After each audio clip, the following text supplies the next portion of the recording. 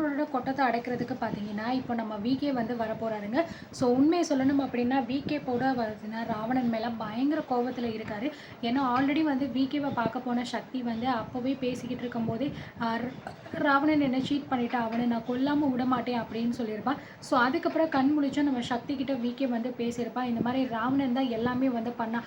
ஆனா நான் அவன் சொன்ன எல்லாத்தையுமே பண்ணா கூட அவன் கடைசியில என்னை ஏமாத்திட்டான் அப்படிங்கிற மாரி சொல்றாங்க. அதனால நான் ராவணன கொல்லாம விடமாட்டேன் அப்படிங்கிற மாதிரி சொல்லியிருப்பான். சக்தி வந்து சொல்லுவாரு, இப்போ நீ இருக்கிற நிலைமையிலலாம் உன்னால எதுவும் பண்ண முடியாது.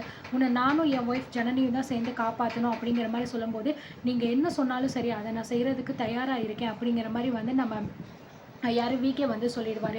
ஸோ விகே வந்து எங்கே உயிரோட வந்துட்டா நமக்கு பெரிய பிரச்சனை ஆயிருமோ அப்படின்னு சொல்லிட்டு நம்ம ராவணன் பார்த்தீங்கன்னா பயங்கர நடுக்கத்தில் இருப்பார். இதனாலேயே ஊனா பார்த்தீங்க அப்படின்னா இந்த லக்ஷ்மணுக்கு ஃபோன் பண்ணி, என்ன ஆச்சு லக்ஷ்மண், அந்த சக்தி விகே 2 பேருமே கண்டுபிடிச்சிட்டிங்களா, 2 பேருமே கொன்னுட்டிங்களா அப்படின்னு கேட்டுகிட்டே இருக்காரு. இல்லை தம்பி, அவரை தேடி தான் ஆட்கள் போயிருக்காங்க, நீங்கள் கவலைப்படாதீங்க, கண்டிப்பாக வந்து அந்த வேலையை முடிச்சிடலாம் அப்படிங்கிற மாதிரி சொல்கிறாங்க. ஐயோ என்ன லக்ஷ்மண், இதே தான் வந்து நீங்கள் சொல்லிக்கிட்டே இருக்கீங்க, ஒரு சின்ன வேலை இதை கூட செய்யவா அவங்களால வந்து முடியாது, பிளடி இடியட்ஸ் என்ன தான் பண்ணுறாங்க அவங்கன்னு தெரியலையே, எனக்கு இங்கே ப்ரெஷர் மேலே ப்ரெஷர் ஏறுது அப்படிங்கிற மாதிரி சொல்லிக்கிட்டு இருக்காங்க.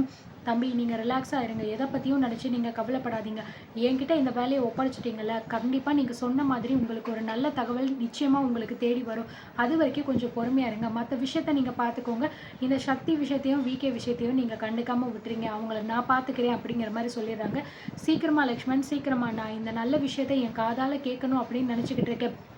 அது மட்டும் கிடையாது, இந்த ஆதி குணசேகரன் வீட்டில் வேற வந்து சும்மா அந்த அன்னிங்க அப்படிங்கிற பேரில் இருக்காளுகள், இந்த நந்தினி ரேணுகா இவளெல்லாம் என்னை போட்டு டார்ச்சர் பண்ணிக்கிட்டு இருக்காங்க, அவங்க பேசுகிற பேச்சுக்கு எனக்கு என்ன சொல்கிறதுனே தெரியலை அப்படிங்கிற மாதிரி சொல்லிக்கிட்டு இருக்கா. ஏன் தம்பி என்ன ஆச்சு அப்படின்னு சொல்லும்போது, அவங்க என்னமோ அவங்க மனசுக்குள்ளே பெரிய இவளுகு அப்படின்னு நினச்சிக்கிட்டு இருக்காளுங்க போல இருக்குது, என்னமோ போனால் போதுன்னு சொல்லிட்டு நான் வந்து அவங்களுக்கு நல்லது பண்ணுற மாதிரி நடிச்சுக்கிட்டு இருந்தேன், என்னையே திரும்ப அவங்க வந்து கேள்வி கேட்டுக்கிட்டு இருக்காங்க, எவ்வளோ தைரியம் இருந்தால் இப்படி ஒரு கேள்வியெல்லாம் என்கிட்ட வந்து கேட்கலாம் அப்படின்னு சொல்லும்போது, என்ன தம்பி இப்படியெல்லாம் சொல்லிக்கிட்டு இருக்கீங்க அப்படின்னு சொல்லும்போது, ஆமாம் லக்ஷ்மண், அவங்க யாரையுமே நான் சும்மா விட போகிறது கிடையாது, எனக்கு வர்ற கோபத்துக்கு அப்படியே ஒரு கத்தியை எடுத்துகிட்டு போய் எல்லாரையுமே குத்தி கொலை பண்ணிடலாம் போல தோணிக்கிட்டு இருக்கு, அந்த ஆதி குணசேகரனை கொண்டு அப்படிங்கிற மாதிரி சொல்கிறாங்க. என்ன தம்பி நீங்களே வந்து இவ்வளோ கோவப்படுறீங்க, இப்படிலாம் நீங்கள் கோவப்பட்டு நான் பார்த்ததே இல்லையே, எந்த விஷயமா இருந்தாலும் நீங்கள் பொறுமையாக நிதானமாக யோசித்து ஒரு ஆளை எப்படி நம்ம அடித்தா கரெக்டாக இருக்கும் அப்படின்னு யோசிப்பீங்களே, ஆனால் இப்போ உங்கள் நிதானம் எங்கே போச்சு அப்படிங்கிற மாதிரி சொல்கிறாங்க. ஆமாம் லக்ஷ்மண், நீங்கள் சொல்கிறது எல்லாமே கரெக்டு தான், ஆனால் இந்த வீட்டில் நடக்கிறதெல்லாம் பார்த்தா எனக்கு அப்படியே டென்ஷனாக வருது, என்ன சொல்கிறதுனே தெரியலை அப்படிங்கிற மாதிரி சொல்கிறாங்க. இங்கே பாருங்கள் தம்பி, நான் ஒரே ஒரு விஷயத்த உங்ககிட்ட சொல்கிறேன், உங்களோட நிதானமும் பொறுமையும் மட்டும்தான் உங்களுக்கு எப்பயுமே வந்து வெற்றியை கொடுக்கும், அதனால் அதை மட்டும் நீங்கள் மனசில் வச்சுக்கோங்க அப்படிங்கிற மாதிரி சொல்கிறாங்க.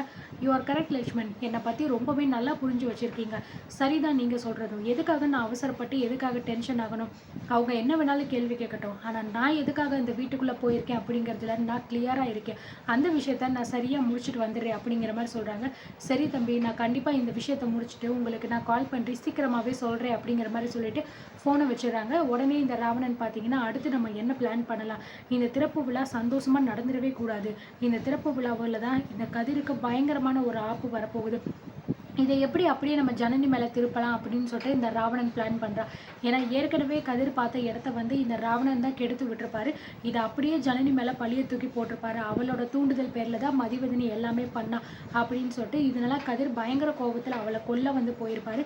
பட் அங்கே இருக்கிறவங்க எல்லாம் வந்து தடுத்துட்டு இப்படிலாம் பண்ணக்கூடாதுன்னு சொன்னதுனால வந்து நம்ம ஜனனியும் பார்த்தீங்கன்னா பயங்கரமாக பேசியிருப்பாங்க. உங்கள் இஷ்டத்துக்கு நீங்கள் என்ன வேணாலும் நம்பிக்கோங்க, அதுக்கு நான் பொறுப்பாக முடியாது அப்படின்னு சொல்லிட்டு போயிருப்பாங்க. அந்த விஷயம் அப்படியே முடிஞ்சிச்சு. இப்போ ரெண்டாவதாக பார்த்து இந்த விஷயமும் பார்த்தீங்கன்னா கண்டிப்பாக ஒரு பெரிய ஒரு ஆபத்தில் தான் போய் நம்ம கதிருக்கு முடிய போகுது. அதோட இன்சிடெண்ட் எந்த அளவுக்கு பெருசாக இருக்கும் அப்படிங்கிறது தான் இன்னும் வந்து தெரியலை. பட் அது தெரியாமல் நம்ம கதிர் வந்து ரொம்ப ஹாப்பியாக இருக்கார்.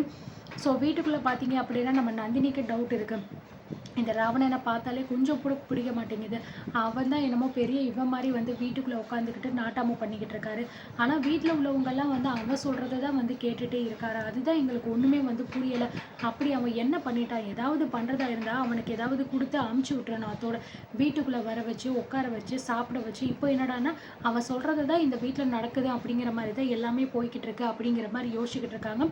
ஸோ கிச்சனில் நின்று யோசிச்சுக்கிட்டு இருக்கும்போது பார்த்தீங்கன்னா ரேணுகா ஈஸ்வரி எல்லாருமே வராங்க. என்னடி என்ன இவ்வளோ நேரம் என்னத்தையோ யோசிச்சுக்கிட்டு இருக்கா, ரொம்ப டீப்பாக என்ன விஷயம் அப்படின்னு சொல்லிட்டு ரேணுகா கேட்கும்போது, அதெல்லாம் ஒன்றும் இல்லைக்கா அப்படிங்கிற மாதிரி சொல்கிறாங்க. சொல்லு, அதான் உன் மூஞ்ச பார்த்தாலே தெரியுது என்ன யோசிச்சுக்கிட்டு இருக்க அப்படிங்கிற மாதிரி கேட்குறாங்க. அதெல்லாம் ஒன்றும் இல்லை, அந்த ராவணனை பற்றி தான் நான் யோசிச்சுக்கிட்டு இருக்கேன் அப்படின்னு சொல்லும்போது, அவனை பற்றி நீ எதுக்கிட்டே யோசிச்சுக்கிட்டு இருக்க? அப்போ ஆமாம், அவனை பற்றி யோசிக்கிறதுக்கு அப்படி என்ன இருக்குது அப்படின்னு கேட்கும்போது, எனக்கு அந்த ஆளை பார்த்தாலும் சரி, அந்த ஆளோட பேரை கேட்டாலும் சரி, எனக்கு அவ்வளோ கோவமாக அவ்வளோ வெறுப்பாக வருதுக்கா. அந்த ஆள் யார் நம்ம வீட்டில் உள்ளவதெல்லாம் பார்க்குறதுக்கு? எனக்கு இந்த வீட்டில் உள்ளவங்களுக்கெல்லாம் எது நல்லது எது கெட்டது, எப்போ பிஸ்னஸ் ஆரம்பிக்கலாம் அப்படின்னு சுயமாக யோசிக்க தெரியாதா? அந்த ஆள் வந்து தான் இப்போ புதுசாக எல்லாத்தையும் ஆரம்பித்து கொடுக்கணுமா? இது தெரியாமல் இந்த வீட்டில் உள்ளவங்க வேற அவன் பேச்சை கேட்டு ஆடிக்கிட்டு இருக்காங்க. எனக்கு என்னமோ ஜனனி வந்து பேசுறது பண்ணுறது எல்லாமே பார்த்தா இதில் வேற ஏதோ பெரிய விஷயம் நடக்க போகுது போல இருக்குக்கா. ஆனால் அவள் வேற வாயை திறந்து கரெக்டாக சொல்லவும் மாட்டேங்கிறா. ரொம்பவே குழம்பி போயிருக்கா. இதை சொல்லுவோமா வேணாமா அப்படின்னு சொல்லிட்டு எனக்கே ரொம்ப கஷ்டமாக இருக்குக்கா. அவகிட்ட போய் தனியாக பேசி பார்த்தா கூட இதை பற்றி சொல்ல மாட்டேங்கிற அப்படின்னு சொல்லும்போது, இங்கே பாரு நந்தினி, எதுக்கு இப்போ தேவையில்லாமல் நீ வந்து இந்த மாதிரி உன்னையே நீ போட்டு கன்ஃபியூஸ் பண்ணிக்கிற? இந்த மாதிரி கதிரும் சரி ஞானமும் சரி, அவங்க 2 பேரும் தனித்தனியாக பிஸ்னஸ் ஆரம்பிக்கணும் அப்படின்னு நினச்சிருக்காங்க. இது ரொம்ப நல்ல விஷயம். நாலு பின்ன உனக்கும் சரி உன்னோட குழந்தைங்களுக்கும் சரி இதுதான் ரொம்ப ஹெல்ப்ஃபுல்லாக இருக்கும். அதை நினச்சி நீ எதுக்காக தேவையில்லாமல் இப்படி வருத்தப்படுற அப்படின்னு சொல்லும்போது, இல்லைக்கா நான் ஒன்றும் வருத்தப்படலை. அவங்க பிஸ்னஸ் ஆரம்பிக்கிறது எல்லாமே சரிதான், எனக்கு சந்தோஷம்தான், இல்லைன்னு சொல்லலை. ஆனால் ராவணனோட பேச்சு கேட்டு ஆரம்பிக்கிறது, அவன் பண்ணுற எல்லாத்தையுமே சரின்னு சொல்கிறது, அவன் காட்டுற இடத்த இவங்க பண்ணுறது, இதுதான் எனக்கு வந்து பிடிக்கலக்கா. இதில் வேறு ஏதாவது சூழ்ச்சி இருக்குமோ அப்படின்னு எனக்கு தோணுது அப்படின்னு சொல்லி நம்ம நந்தினி சொல்கிறாங்க. என்ன நீ என்னென்னமோ பேசிக்கிட்டு இருக்க? என்ன மண்டையிண்ட உனக்கு குழம்பி போயிடுச்சா என்ன? நீ பாட்டுக்க என்னென்னமோ சொல்லிக்கிட்டு இருக்க. ஆமாம், அந்த ராவணன் எதுக்கு நமக்கு இதெல்லாம் வந்து பண்ணணும் அப்படிங்கிற மாதிரி சொல்கிறாங்க. அதுதான்க்கா நானும் கேட்குறேன். அப்படிப்பட்ட ராவணன் எதுக்கு நம்ம குடும்பத்துக்கு இவ்வளோ நல்லது பண்ணணும்? அப்படி இந்த குடும்பத்தில் உள்ளவங்க என்ன பண்ணிட்டாங்க அவனுக்கு? எதுக்காக ஒவ்வொரு விஷயத்தையும் விழுந்து விழுந்து பார்த்துக்கணும்? ஏன் இதெல்லாம் நமக்காக நம்ம பார்த்துக்க தெரியாதா? அவன் தான் வந்து இதெல்லாம் பண்ணணும்னு என்ன அவசியம் இருக்குது? எனக்கு அதாங்க ஒன்றும் புரியலை. என்ன நடக்க போதோ எனக்கு தெரியலை.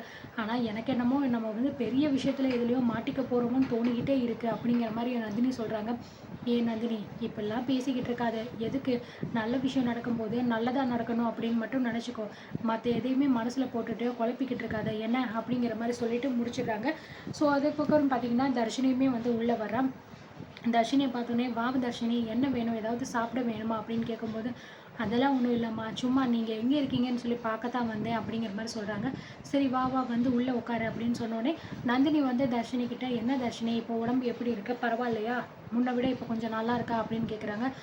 பரவாயில்ல சித்தி, இப்போ கொஞ்சம் ஓகே தான் அப்படிங்கிற மாதிரி சொல்கிறாங்க. ஏதாவது சாப்பிட்றியா என்ன, பிள்ளைக்கு ஏதாவது சாப்பாடு கூட எடுத்து கொடுங்க அப்படிங்கிற மாதிரி சொல்கிறாங்க. இல்லை சித்தி எனக்கு இப்போதைக்கு எதுவும் வேண்டாம், நான் சும்மா தான் உங்களை பார்க்க வந்தேன் அப்படிங்கிற மாதிரி சொல்லிட்டு ஸோ ஆளுக்காளுக்கு பார்த்தீங்கன்னா அவங்க வேலையை பார்த்துக்கிட்டு இருக்காங்க. ஒரு பக்கம் பார்த்தீங்கன்னா நம்ம தர்ஷினியுமே ரொம்ப டீப்பாக யோசிச்சுக்கிட்டு இருக்காங்க.